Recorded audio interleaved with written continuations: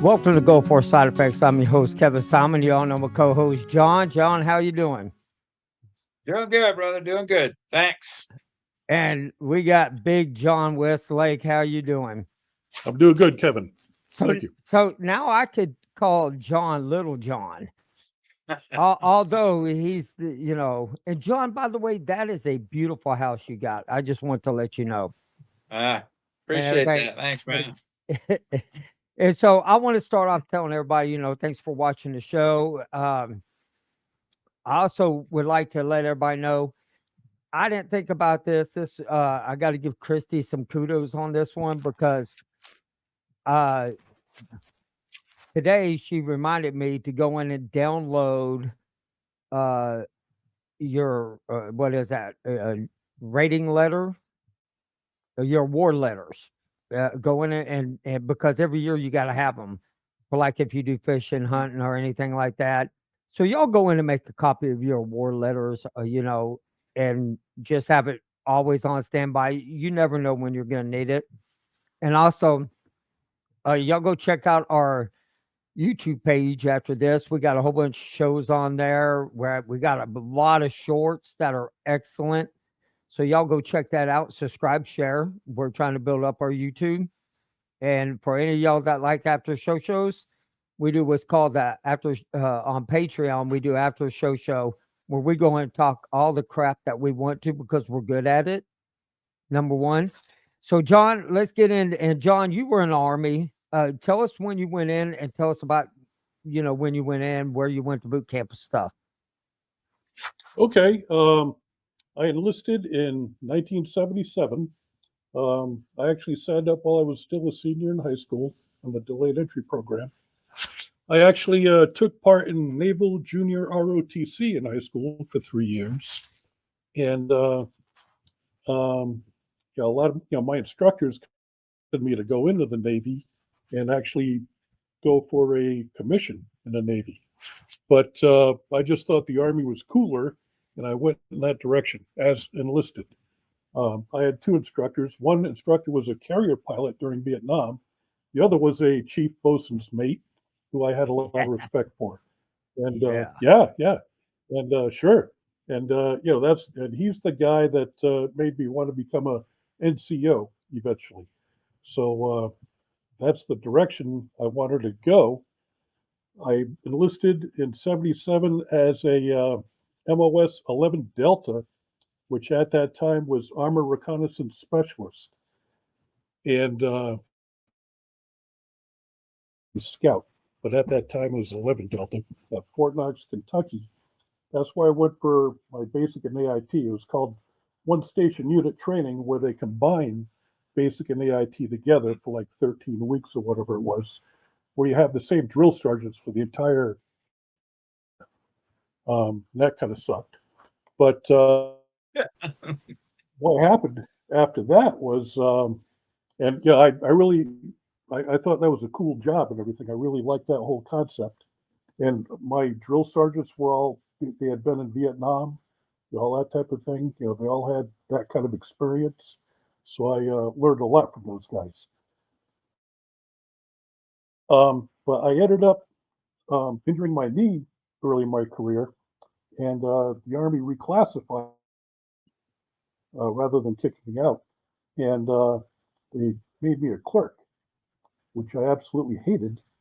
Um, but after that happened, I ended up in Istanbul, Turkey, of all places, Wow. Istanbul. 1979, and on a very, very, yeah, Istanbul. Yeah, not many army guys end up there. Not many military in Turkey, anyway. Right. But yeah, there I was. Yeah, 1979, and if you go back and recall your history in the world at that time, that's when the Iranian hostage crisis was going down. That's when the Iranians took like 50 Americans hostage, held them for Oh over a yeah. year. Um, yeah, and right after that, that's when the Soviet Union invaded Afghanistan. So things were pretty hot over there.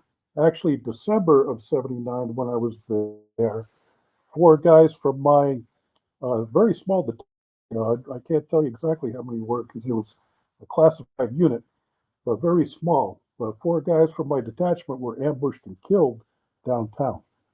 That was a very sad thing. Happened right before Christmas, and I learned everything I needed to learn about radical Islam on that day, and it stuck with me ever since. And I've been keeping score. Long story short, that was a 1 year hardship tour. From there, I ended up at Fort Belvoir, Virginia, which is an engineer center, John, at Mhm. that time. Now it's something a little different. Um, and I stayed there for a year and a half.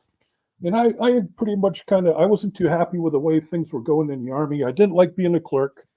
And I had my knee injury and all that kind of thing. And the whole thing that happened in Istanbul I didn't like how that happened and everything either. So I was actually going to get out after my 4 years was up. Um, but at the very last minute, the job I had lined up fell through. I was going to be a blacksmith, a farrier, the guy that puts shoes on horses. I grew up on a small farm around horses. My mother and sister were horse people. That was a So job in the Army? no, not in the Army. If I had gotten out of the Army, if I had ETS Oh, after I was my like, tour. what?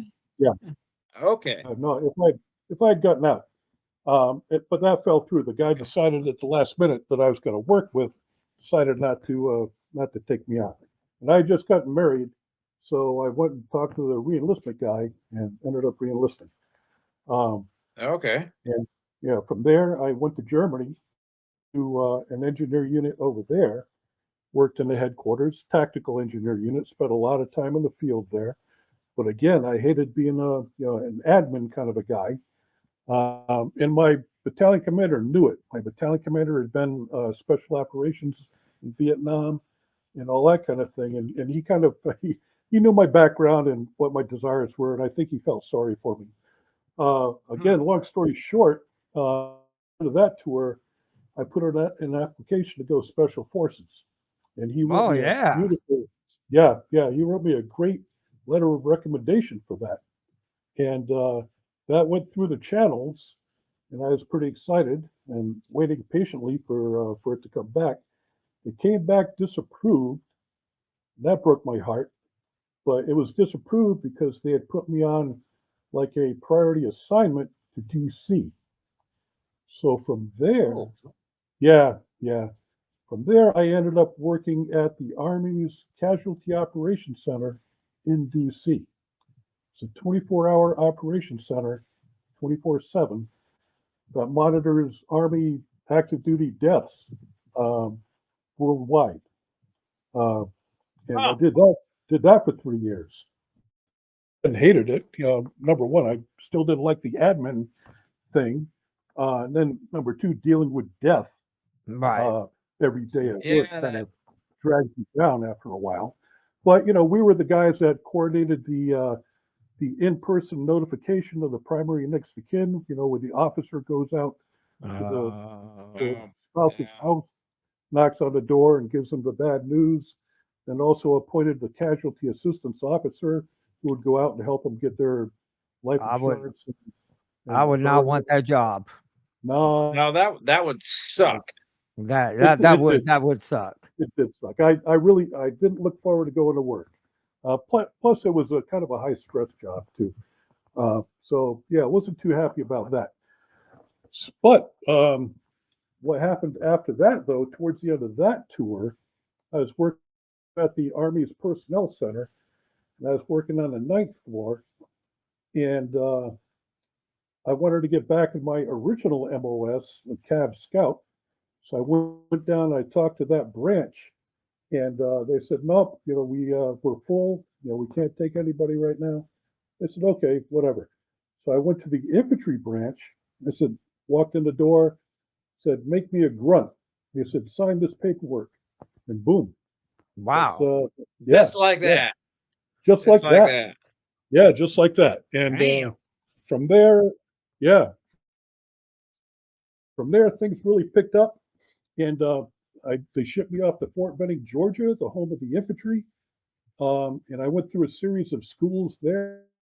infantry schools, and then Bradley schools, two different Bradley schools actually. So Yeah. by And this time, from by this there, I time, you're went to what? Navy. You're into the late '80s or early '90s? Late That would have 1980s been, or let's see, late 80s. It would have been 8 by the time I finished all that okay, and so ended up you're in right. training. Yeah. Everything when you're getting into the Bradleys that Kevin can't wait to talk about Oh, or wait to I hear. am so excited about this Yeah. part because, man, the fighting Bradley machine, man, I have Oh been boy. waiting for this. And I mean, Okay. I don't know why, because wasn't it Stars and Stripes? They had the fighting Bradley machine on. I believe it was when it was something like that. Uh, with them two goofballs were Too good. joining military. Yeah, it was a good show. So I don't know. yeah, all right. Well, let's get No, into that. Let's start not getting for sure. into this Bradley. But yeah, okay. All right. Yeah, let's do a breakdown of the Bradley fighting vehicle, the M2A1. They're up to the A4 now, but back in my day here, this was the M2A1, and it's actually a vehicle that's near and dear to my heart. You'll hear people talk shit about it, yada yada yada, whatever. No, it's a badass machine, very badass, and let me tell you why. Okay, we'll start out with uh, what the Army had before the Bradley came along. The Army had the M113 armored personnel carrier, which was basically a battle taxi, which would transport an infantry squad into combat. And its armament consisted of a 50 caliber machine gun, and that was it. It was adequate. It did the job. It was used in Vietnam and during the Cold War. That's what mechanized infantry units used. But at that time, the Russians had something much, much better. They actually had a infantry fighting vehicle, which the 113 wasn't. It was a taxi. Their infantry fighting vehicle had an automatic cannon on it. It had gun ports out the side. It had a turret. It was like a little tank. So the Army decided to come up with something, equivalent to that. Hence, the Bradley came along. I think it was first fielded in Germany, like in the early '80s, and it was designed to keep up with the M1 Abrams main battle tank to transport infantry soldiers into combat right up close to where all the action is. The Bradley uh, has a 500 horsepower turbocharged diesel motor. I think the newer ones might be 600 horsepower. Um, Weighs about 25 tons. The average person would look at it and say, "Oh, that's a tank," and it does look like a tank. It's got a turret on it like a tank does. It has a main gun on it like a tank does. Tankers get offended if you call a Bradley a tank, and infantrymen get offended if you call a Bradley a tank. Yeah, yeah. It's an infantry, um, much better than the old battle taxi. And let's talk about a little more about the Bradley. It weighs about 25 tons. The M2A1, which is what I was on, was amphibious as well. 25 tons. It could float in the water. You had to erect a vinyl swim barrier around it, and it had a trim vane on the front of it that would fold out like the bow of a boat. Excuse me. So once you did all that, you greased up the hatches so water will leak in. You could swim it across rivers and ponds and stuff like that. And you could actually fire the weapon systems from it while it's swimming. You can't fire the anti-tank missile, but you can fire everything else. The That's anti-tank missile, bad. I don't think I knew that. That damn thing floated, huh? Or it it does floats? float. It did, but Huh. it sunk quite a few times. 25 So, freaking tons floating. yeah, I mean, yeah, yeah, I know ships float, but I mean, it's just when you're thinking tank, you don't think it's something Right, floating. right, Yeah. exactly. right, yeah, Yeah. yeah, exactly. But and that version was good, but the way that swim barrier worked around it was if the river bank or the bank of the um, lake or whatever was too steep, then the water would come rushing in. and it would flood it pretty quick. And a couple of them sunk doing that type of thing. So the don't have that capability. But the whole idea, basically the Bradley was designed to fight against the Russians in Europe, and there are a lot of rivers in Europe, the Rhine River, So, and That's other. how many cool. personnel? How many personnel are typically in a Bradley? All right, yeah, I let's mean, talk just about for it. Yeah, yep. A Bradley will members, the driver, the gunner, and the vehicle commander, the Bradley commander, or BC. That's the crew. And they're infantrymen. They start out just as a regular grunt, and then they become specialized in their particular job on the Bradley, whether it's driver, gunner, or commander. And then in the back of the vehicle, you have 6 seats for the infantry squad to ride in. And the old battle taxi that the Army had before the Bradley, the 113, had benches on each side for the infantry to sit on. The Bradley had individual folding seats in the back. really. And it was, yeah, it was a little weird because to get in and get out, you actually had to fold the seats up, the back folded down, you had to fold it up, get in, kind of jam yourself in there. It's kind of tight with all your gear on. But yeah, so 9 guys in that vehicle all together. Wow. Yeah, So yeah. it's Pretty, and just I, so it's just hotter than hell in there too. I'm guessing. oh Just boy, smoldering hot. wait, it they is. didn't have air conditioning? Well, they didn't have air conditioning. I'm not too sure about the newer ones. The newer ones might have an overpressure system like the M1 tanks have. The M1 tanks have a overpressure system to keep uh, chemical like poison gas from coming in. It blows air out of the vehicle. The A1 didn't have that. I don't think the newer ones did either.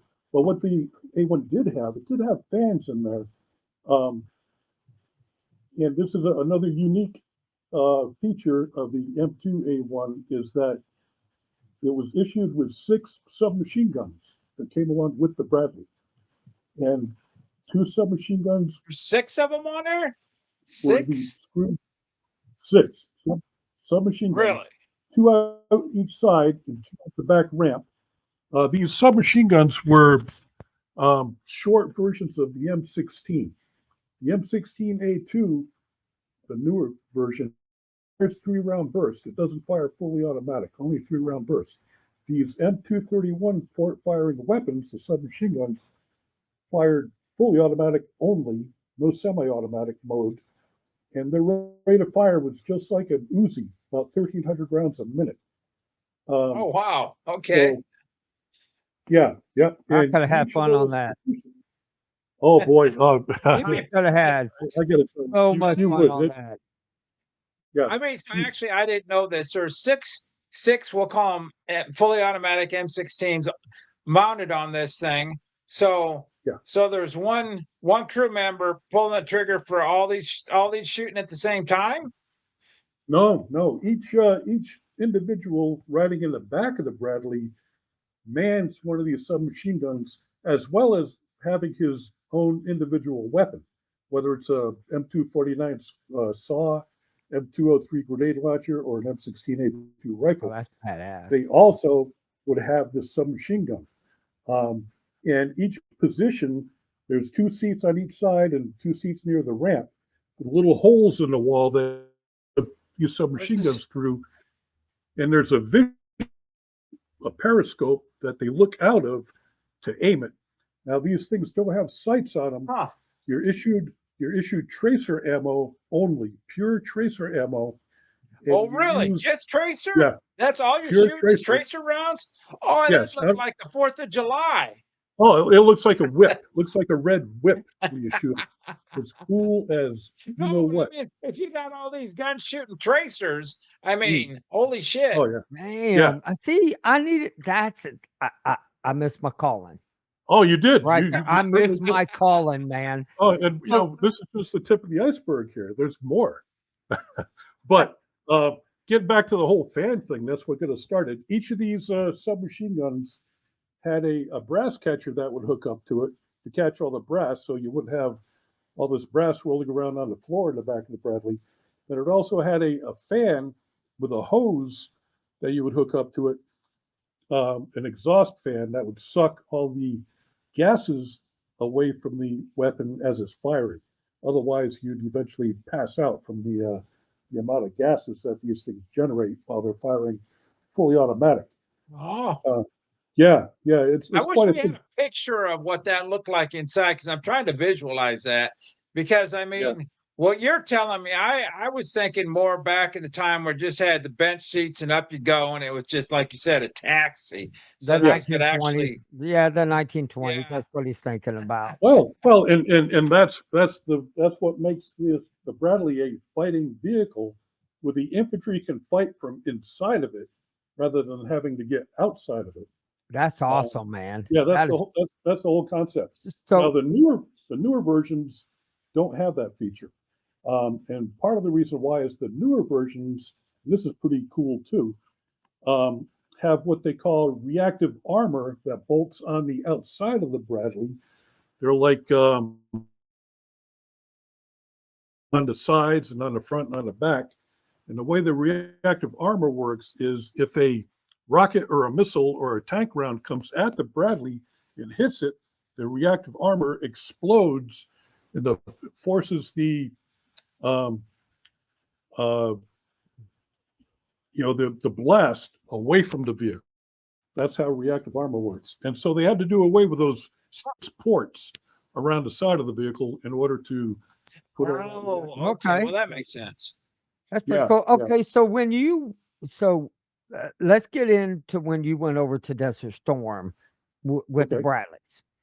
yeah, So yep. where were y'all stationed at? What were your living conditions? Let's start getting In into the that. middle of nowhere in a desert. I know Okay. that, but there's got to be a little town. Well, Oh, sure, yeah. With all kinds well, of yeah, hoochie girls all over the place. Yeah. yeah, right. Oh, yeah, we were stationed in Germany, and we didn't get the word to go to Desert Storm until Thanksgiving. We found out kind of late in the game, and that's when the whole scenario was about to shift from Desert Shield to Desert Storm.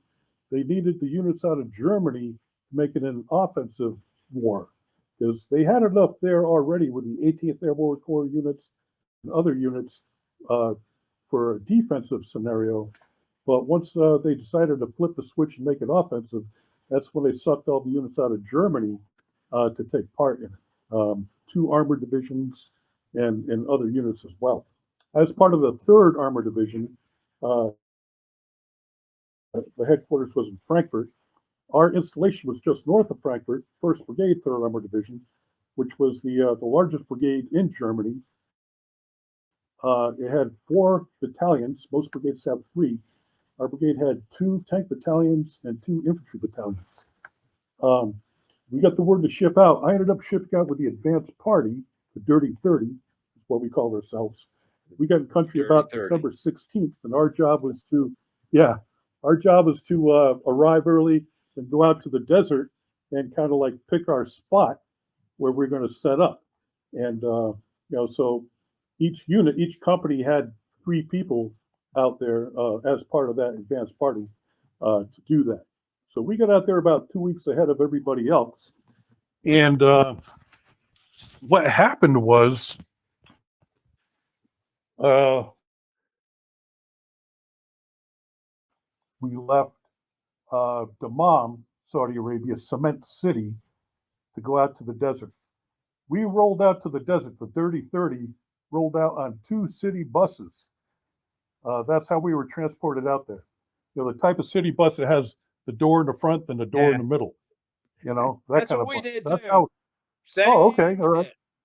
All right, so I don't feel so bad. I thought it was kind of weird rolling into Uh, combat in a city bus, but no, that's and how we got out there. and it was cold as hell. Oh my God, Oh it was yeah, yeah. cold, so Oh, cold.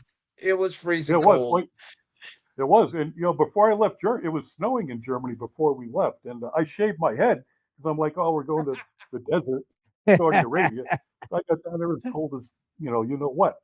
I really regretted shaving my head, but Right, so the Dirty 30 is sitting out there in the desert for about 2 weeks, and all of a sudden, Getting the night the air climatized. war started. Yeah, getting climatized. Yeah, right, exactly. But the air war started January 17th, and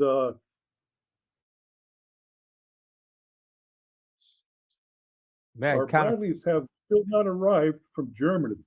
They were on a barge that left Belgium, and the barge broke down in the Mediterranean. So we were stuck out there with none of our vehicles, no combat vehicles, no cargo trucks, no nothing. Um, the air war started January 17th. The jets were flying like right over us, really low, blasting into, doing their shock and awe thing in Baghdad and everything. Middle of that night, the rest of the battalion links up with us. 500 infantrymen link up with us. They roll out in yellow school buses. That's how they showed up to combat. And Yellow yellow school buses. school blood. Oh my Wow. gosh. Are Okay. you serious? Right. Serious. One of the school buses showed up with its windshield smashed out because it had rear-ended the bus in front of it.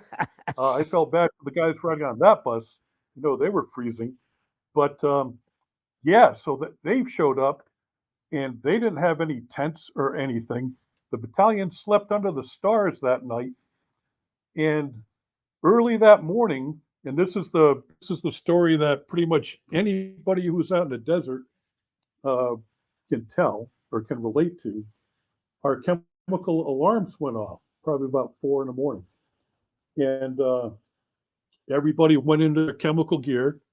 For the listeners who aren't familiar, it consists of a gas mask, what we call a protective mask, with a hood, Oh and yeah. a charcoal impregnated chemical suit, top and bottom, and rubber Yeah. boots and rubber gloves.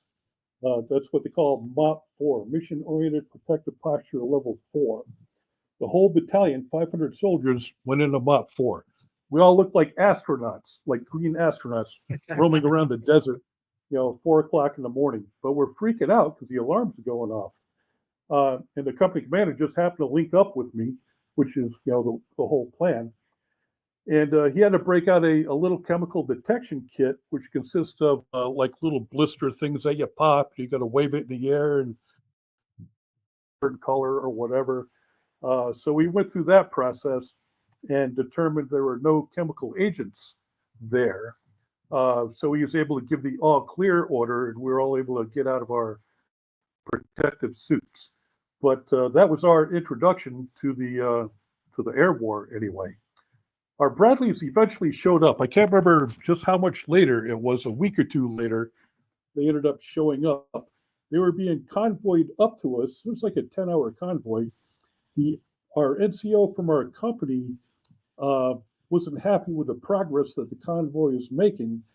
He halted the convoy about halfway up to us, had all the Bradleys, the drivers, drive the Bradleys off of these HEMTs, these transport trucks, lined them up, and drove cross country across the desert to link up with us, which I think was a great move because we were like really kind of nervous. And up to that point, before we got word that the Bradleys were going to show up, we had practiced going to war in helicopters. That's when the Black Hawk was kind of new to the Army system. We actually flew some out. We practiced like getting on them, getting off them, and all that kind of thing. And then also going to war on the back of cargo trucks in case the Bradleys didn't show up. So So, wait, so hold on a second. So John, before you got your equipment to you, you went up in buses more or less, and while you were going, uh, so they dropped you off. So yeah. before you got your equipment to you, what were you guys doing? Just stagnant? Just were you just living in like pup tents or GP mediums? Were they moving you around in like deuce and a halves, 5-ton trucks, or what were you doing? No, yeah, we were missionary number one. We had established an assembly area, which is a kind of like a tanker term for their tanks.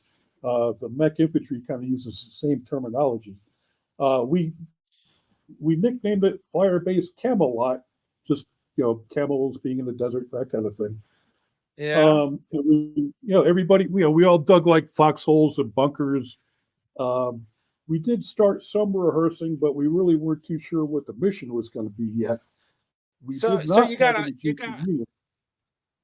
so you got thousands of people doing a whole lot of nothing in the middle of nowhere with no equipment. Exactly, Okay, exactly. It was, that sounds like some yeah, army yeah. shit. Yeah. Well, it That it, it sounds like does. some Well, military shit. It sounds like some military. yeah. Well, and I luckily, just had to when the Bradleys clarify finally, because yeah, you're not the first person that told me you got there and didn't have any equipment. Now we're an engineer unit, all our shit. I mean, yeah, granted, we had some stuff that were on bed on truck beds, but most of our stuff, like obviously like the bulldozers and some of the heavy junk had to yeah, be transported. But I mm, mean, that was part of that traveled with us. That we never not didn't have it, with the yeah, exception of sure. going from the wherever Well, we flew the hell he, into until. Mm. But you guys being part of you know we're he was mechanized a infantry, special right? convoy. He went ahead to get everything ready for him to come.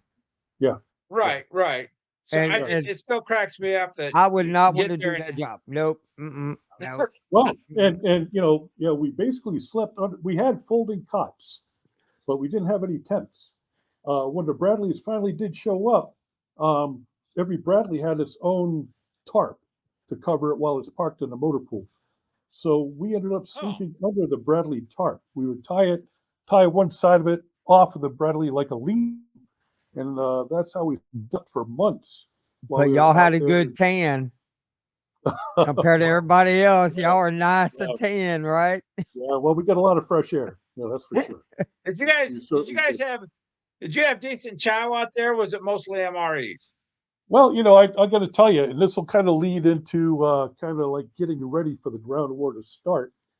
Um, I was part of a mech infantry battalion. I was in D Company, and real quick, shout out to my Black Knight brothers, Delta Company 35 Cav, Hua.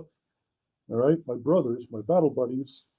Um, our company, Delta Company, ended up being shifted over to a tank battalion, which created a task force.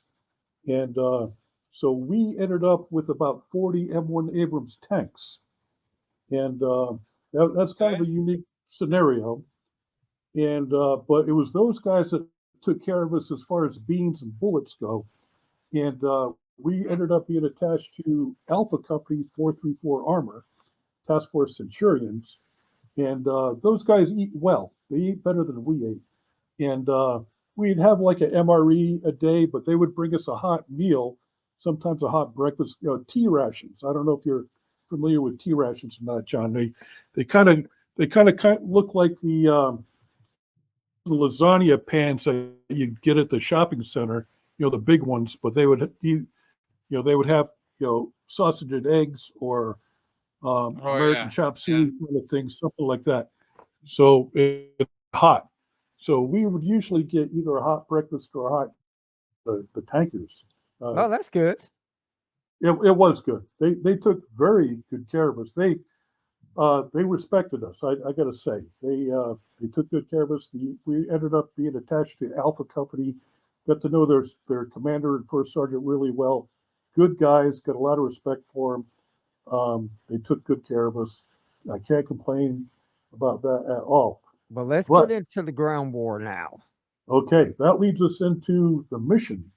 Our mission, as part of Third Armored Division, was to.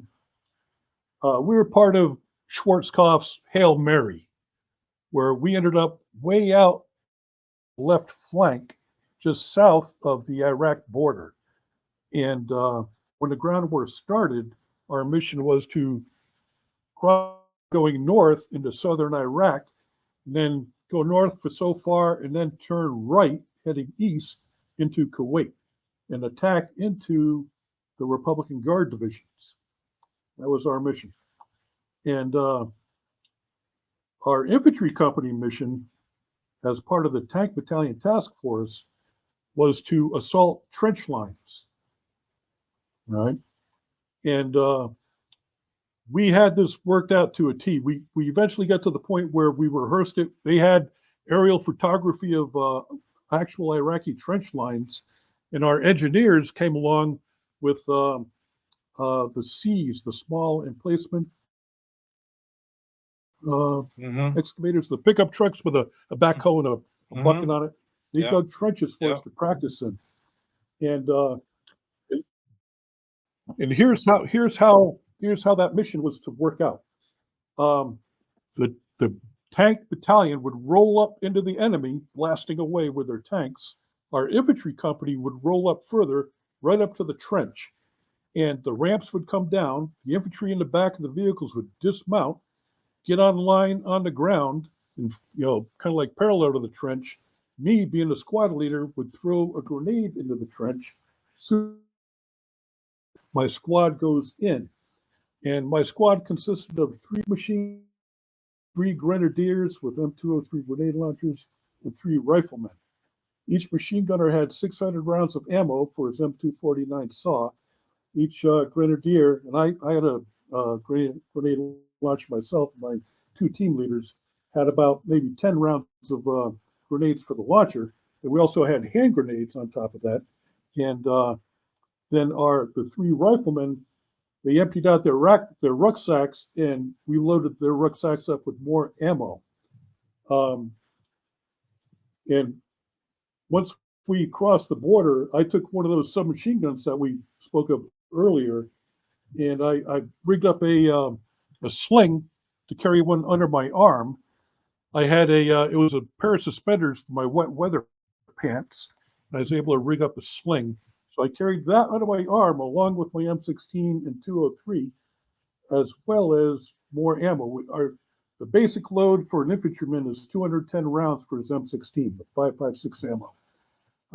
Each guy had more than that, and the machine gunners, like I said, had 600 rounds. Each drum carried 200 rounds, so they had 1 drum in the machine gun. Then they had a drum strapped to each thigh for quick change. So the scheme of maneuver, or the plan, was for me to throw that grenade in the trench. The grenade goes off.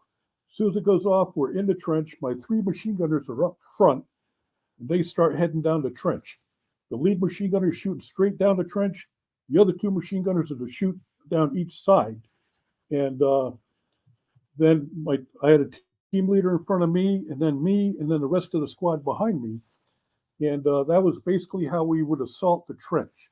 And the characteristics of a successful trench assault is speed and violence. Now, while we're doing that, one of the Bradleys, the platoon sergeant, there's 4 Bradleys in a Bradley platoon.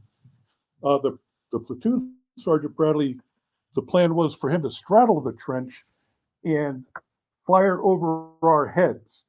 The Bradley has a main gun, a 25 millimeter main gun on it. It also has a machine gun next to that main gun, 7.62 M240 Charlie coaxial machine gun. So the plan was to fire that machine gun over our heads as we're progressing down the trench. But the trenches, so when they told us to dig in, when we tried to dig, now it was probably different from place to place. Yeah. Did you ever actually get any trenches done? I mean, actual trenches? Because we couldn't get down. We tried to dig down where we were at on several occasions. We couldn't dig down very far. It was like rock. Oh, it was like concrete. In that Really? assembly area, when we tried to dig foxholes, it was concrete. Yeah. We weren't able to dig with our e-tools. Okay. It was so hard. It would spark every time you swing the Right. e-tool Right. into it. It would Exactly. spark. But yeah, our engineers were able to dig in and create a trench for us to practice in. Now, once we finally crossed the border, we did come up on trenches, but once we approached them, the Iraqis all came running out of the trench with their hands up, surrendering.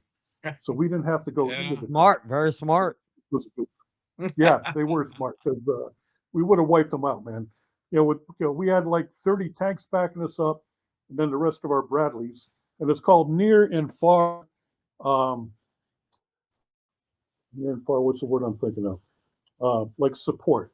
You have some guys are designated to shoot targets up close from left to right. Some are designated to shoot targets further out from right to left. It's all boxed in, and nothing's going to in that kill zone. Nothing. Um, so, I mean, and at the very last minute, what? Yes.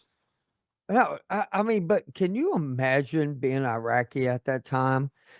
And you look up, stick your head up above that trench, and you're like, "Holy cow! Look at them things coming at us, man!" Oh yeah. I would have Yeah. threw my gun out too. I would have been like, this to that," and I would have came Yeah. out too. I would have like, "Yeah, I'm done."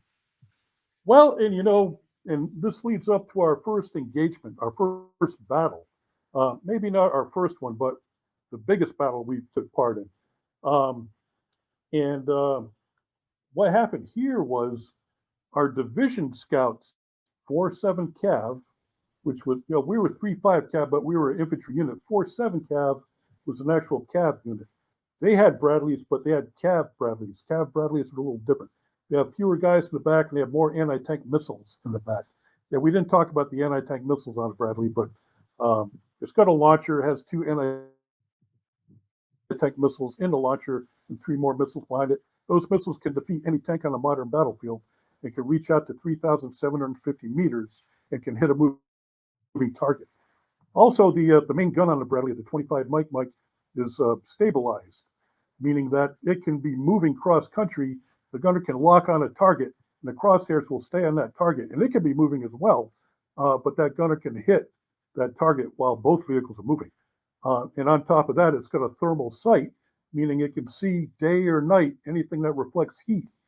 So the Bradley is not So going the to. Bradley could, so the Bradley, so what you're telling me, John, is the Bradley could essentially do the same thing as the Abrams. It could haul ass, and that turret or that that barrel would stay positioned, going up and down. It would stay stationary, fighting. That blows my mind. I mean, That's that's Yeah, crazy to because me. those. it is. Yeah, yeah. The whole stabilization thing is pretty freaky, actually.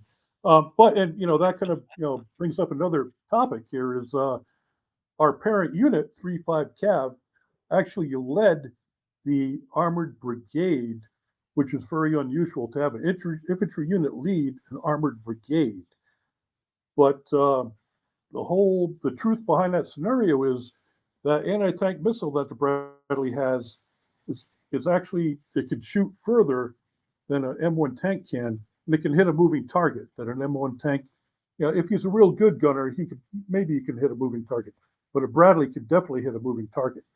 And that's why our brigade commander had our mech infantry unit actually lead the whole brigade once we crossed the border. But again, our unit, our company was with a tank battalion. We were on the right flank and of the brigade movement, and we ended up taking part in what later became called the Battle of Phase Line Bullet. You may have heard of the Battle of 73 Easting, which was a very successful major tank battle, tank on tank, American Abrams against the Iraqi T-72 Soviet tanks. Very successful. That had happened earlier this same particular day, and just on our right flank. A little later in the day, though, we ended up hitting the Iraqis, and it didn't go so well.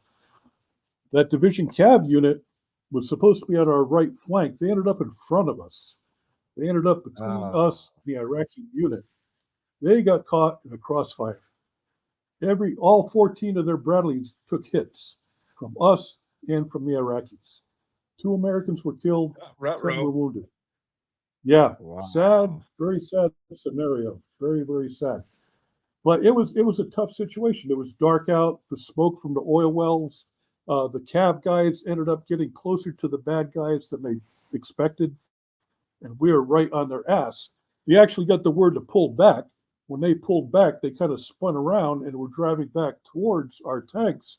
Our tanks thought they were Iraqi tanks coming at them, so that's when they opened up on us. Very, very sad situation. That's a very sad situation. We got about 5 more minutes. before we Okay, go into all the right, yep, after yep. show. But man, I tell you what, the one thing about this, about the Bradley, is I've never heard that. I never knew that if it was on lined on target, it didn't matter which way, up, down, or it stayed on target. That's badass. Oh, it is, and it doesn't miss. A gunner gets very good, especially if he's a kid that's good at computer games. If he's good at computer Oh, games, he's going to be a great Bradley gunner. There you go. Believe me. Yeah, and I've seen some excellent Bradley gunners, guys that just never miss. And we do live fire gunnery at least once a year, and scenario is fighting against the Russians outnumbered. So as each Bradley goes down range to do their live fire scenario, throughout that scenario, they're engaging like 10 different vehicles, either a simulated Bradley, or not Bradley, but Russian tank or Russian APC or something like that. So our guys were good. The Iraqis were outclassed, um, and that's why they gave up. But that whole friendly fire thing, they happened all throughout the desert. It happened in a lot of other units as well, which is kind of unfortunate. And and again, I don't want to eat up too much time, but I think that kind of played into Operation Iraqi Freedom. Rather than sending 10 divisions into Iraq in '03, they only sent 2 in, and I think that's why it lasted 10 years. I think that I think they They didn't would want have to. went in harder. Yeah. Yeah, Mm. yeah. Yeah, I I agree think with it you did. on that. Yeah, yeah. But yeah, and long story short, our unit ended up staying in Kuwait later than everybody else. Our brigade, we ended up establishing Camp Doha, which has been in use ever since, for soldiers who are rotating either into OIF or OEF, Iraqi Freedom or Enduring Freedom, into this Camp Doha. I ended up going back to Kuwait as a contractor beginning in 2000, from 2000 to '03, right up until we invaded Iraq, as a observer controller. And that's basically an evaluator for a mech infantry platoon. This is a civilian, ah, but this is kind of like a new program. So I did that 3 years, which was pretty cool. And I ended up working like in the same corner of the desert that particular battle took part in, earlier during Desert Storm. It's kind of like deja Really? vu. So I ended up working out. Yeah, I ended up working out of Camp Doha, which I'd helped clear. My unit was like the first infantry unit into that particular camp. We had to go clear all of these buildings. They were big warehouses. One warehouse was full of bank ATMs and bank vaults that the Iraqis ripped out of banks in downtown Kuwait. jeez, One was full of really? hospital equipment. Yeah, one was full of like incubators and X-ray machines out of a hospital. It was pretty weird. Yeah, that I mean, I look at, if they would have done Iraqi Freedom like they did Desert Storm, that Mm, war would have been done, over with, and everything. But we yeah. are getting to the end of the program, about to hit the after show. I Okay. want to thank everybody for listening. Big John, yeah, I like that. Santa, I really. Whoa. Yeah. Yeah. Sure. I'm so glad you came on. I'm glad we got to talk about the Bradley fighting machine. Sure. And I mean, I tell you what, I want to talk a little bit more in the after show because I got some other questions. Okay. But Sounds good. guys, if y'all need to get a hold of me or anything like that, going across the screen right now, y'all get a hold of me at Kevin Simon at GoForSideEffects.com. That's where y'all can contact me. Go to our YouTube channel. Like, subscribe, share. We're trying to build that up to get that going. We are now live on YouTube also, along with Facebook. And check out our Patreon. Our Patreon, the after show's a lot of fun. Y'all go check that out. And we're trying to bring more to the program. And what we want to do is do a documentary like this. This is our stories. Our war is not taught in schools like everybody knows. And so the best way of doing it is to talk about it. And so, John, thanks for coming on. Yeah. Thanks for having me. Sure. You're welcome. And Lil John, as always, thank you. And we're going to go into the after show. Thank you, everybody. All right. Good night. Thanks, everyone. Thank you, John. Sure thing. Yep. Take care.